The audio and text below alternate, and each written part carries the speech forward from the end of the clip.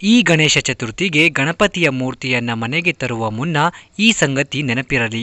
ಹಾಗಾದರೆ ಆ ಸಂಗತಿ ಯಾವುದು ಅಂತ ಹೇಳ್ತೀನಿ. ಅದಕ್ಕೂ ಮುಂಚೆ ನೀವಿನ್ನೂ ನಮ್ಮ ಚಾನೆಲ್ನ ಸಬ್ಸ್ಕ್ರೈಬ್ ಮಾಡಿಲ್ಲ ಅಂದರೆ ಇವಾಗೆ ಮಾಡ್ಕೊಳ್ಳಿ. ಯಾಕೆಂದರೆ ಬರ್ತಕ್ಕಂಥ ಎಲ್ಲ ನೋಟಿಫಿಕೇಷನ್ ನಿಮಗೆ ಈಸಿಯಾಗಿ ಸಿಗುತ್ತೆ. ಭಾದ್ರಪದ ಮಾಸದ ಶುಕ್ಲ ಪಕ್ಷದ ಚೌತಿಯಂದು ಗಣೇಶ ಹಬ್ಬವನ್ನು ದೇಶಾದ್ಯಂತ ಆಚರಿಸಲಾಗುತ್ತದೆ. ಈ ಶುಭ ದಿನದಂದು ಹೆಚ್ಚಿನವರು ಮನೆಗೆ ಗಣೇಶನ ವಿಗ್ರಹವನ್ನು ತಂದು ಪೂಜಿಸುತ್ತಾರೆ. ಇದರಿಂದ ಗಣೇಶನ ಆಶೀರ್ವಾದವು ಸದಾ ತಮ್ಮ ಮೇಲಿರುತ್ತದೆ ಎನ್ನುವ ನಂಬಿಕೆ ಇದೆ.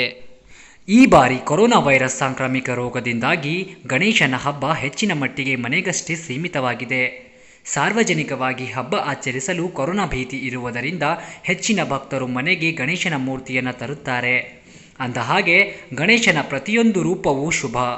ಇದರೊಂದಿಗೆ ನಿಮಗೆ ಇಷ್ಟವಾದ ಗಣೇಶನ ಮೂರ್ತಿಯನ್ನು ಆಯ್ಕೆ ಮಾಡುವಾಗ ಈ ಸಂಗತಿಗಳನ್ನು ಗಮನಿಸಿದರೆ ಇನ್ನಷ್ಟು ಪ್ರಯೋಜನವನ್ನು ಪಡೆದುಕೊಳ್ಳಬಹುದು.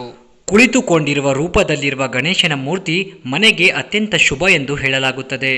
ಈ ವಿಗ್ರಹವನ್ನು ಮನೆಗೆ ತಂದು ಪೂಜಿಸಿದರೆ ಮನೆಯ ಮೇಲೆ ಸದಾ ಗಣೇಶನ ಆಶೀರ್ವಾದವಿರುತ್ತದೆ. ಜೊತೆಗೆ ಶಾಶ್ವತ ಸಂಪತ್ತಿನ ಲಾಭವನ್ನು ಪಡೆಯುವಿರಿ. ನಿಂತಿರುವ ಗಣೇಶನ ಮೂರ್ತಿಯು ಒಳ್ಳೆಯದೆಂದು ಪರಿಗಣಿಸಲಾಗುತ್ತದೆ. ಇದು ಯಶಸ್ಸು ಮತ್ತು ಪ್ರಗತಿಯ ಸೂಚಕವಾಗಿದೆ. ಗಣೇಶನ ವಿಗ್ರಹವು ವಾಹನವಾದ ಇಲಿಯನ್ನು ಹೊಂದಿರಬೇಕು. ಇದರೊಂದಿಗೆ ಗಣೇಶನ ಕೈಯಲ್ಲಿ ಪಾಶ ಅಂಕುಶಗಳು ಇರಬೇಕು. ಗಣೇಶನ ಒಂದು ಕೈ ಆಶೀರ್ವಾದದ ಭಂಗಿಯಲ್ಲಿರಬೇಕು, ಇನ್ನೊಂದು ಕೈಯಲ್ಲಿ ಮೊದಕವನ್ನು ಹಿಡಿದಿರಬೇಕು. ಈ ರೂಪದಲ್ಲಿರುವ ಗಣೇಶನ ವಿಗ್ರಹವು ದೇವಾನುದೇವತೆಗಳನ್ನು ಆಹ್ವಾನಿಸಿದಂತಿರುತ್ತದೆ. ಗಣೇಶನ ವಿಗ್ರಹವನ್ನು ಮನೆಗೆ ತರುವ ಮೊದಲು ಗಣೇಶನ ಮೂರ್ತಿಯಲ್ಲಿ ಸೊಂಡಿಲು ಎಡಭಾಗದಲ್ಲಿದೆ ಎನ್ನುವುದನ್ನು ಗಮನಿಸಿ. ಇಂತಹ ವಿಗ್ರಹವನ್ನು ಮಾತ್ರ ವಕ್ರತುಂಡ ಎಂದು ಪರಿಗಣಿಸಲಾಗುತ್ತದೆ. ಬಲಭಾಗದಲ್ಲಿ ಸೊಂಡಲಿರುವ ಗಣಪತಿಯನ್ನು ಪೂಜಿಸಿದರೆ ನಮ್ಮ ಮನೋಕಾಮನೆಗಳು ಈಡೇರುವುದು ತಡವಾಗುವುದೆಂದು ಹೇಳಲಾಗುತ್ತದೆ.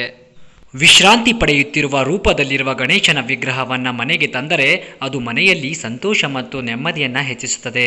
ಈ ಗಣೇಶನ ರೂಪವನ್ನು ಆರಾಧಿಸುವುದರಿಂದ ಜೀವನದ ಎಲ್ಲ ತೊಂದರೆಗಳು ನಿವಾರಣೆಯಾಗುತ್ತವೆ. ಇದರಿಂದ ಮಾನಸಿಕ ಶಾಂತಿಯು ಸಿಗುತ್ತದೆ. ಇದರೊಂದಿಗೆ ಅರಿಶಿಣ ಬಣ್ಣದ ಗಣೇಶನು ಶ್ರೀಮಂತಿಕೆಯನ್ನು ಪ್ರತಿನಿಧಿಸುತ್ತಾನೆ. ಸಿಂಧೂರ ವರ್ಣವನ್ನು ಹೊಂದಿರುವ ಗಣೇಶನ ಮೂರ್ತಿಯನ್ನು ಗೃಹಸ್ಥರು ಮತ್ತು ವ್ಯವಸ್ಥಾಪಕರು ಪೂಜಿಸಬಹುದು.